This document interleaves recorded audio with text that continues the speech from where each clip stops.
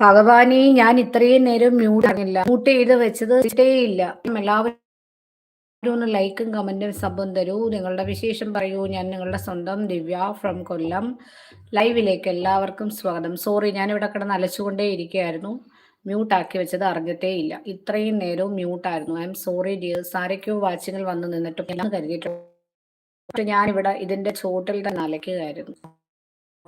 Like അടിക്കൂ, comment ചെയ്യൂ, channel sub ചെയ്യൂ എന്നൊക്കെയാണ് ഞാൻ ഇത്രയും നേരം ഘോരം കഥകൾ പറഞ്ഞു, പാട്ടുകൾ പാടി, സംസാരിച്ചു. ആരും ലൈക്കും അടിക്കുന്നില്ലായിരുന്നു, കമന്റും അടിക്കുന്നില്ലായിരുന്നു. മ്യൂട്ട് ആക്കിയത് അറിഞ്ഞില്ല. മോൾക്കൊന്ന് ടി വി ഇട്ട് കൊടുത്ത സമയത്ത് അവിടെ ഇരുന്ന് ലൈവ് ചെയ്തുകൊണ്ടിരുന്നു. ടി വിയുടെ സൗണ്ട് കേൾക്കാതിരിക്കാൻ ജസ്റ്റ് ഒന്ന് മ്യൂട്ട് ചെയ്തതാണ്.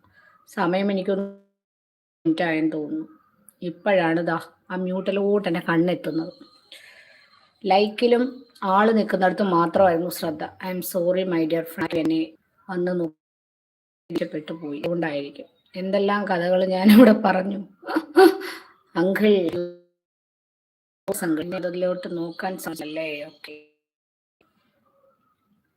കണ്ടോ, ചെറിയ കാറ്റടിക്കുന്നുണ്ട്, വെയിലില്ല, താഴെ വയലാണ്.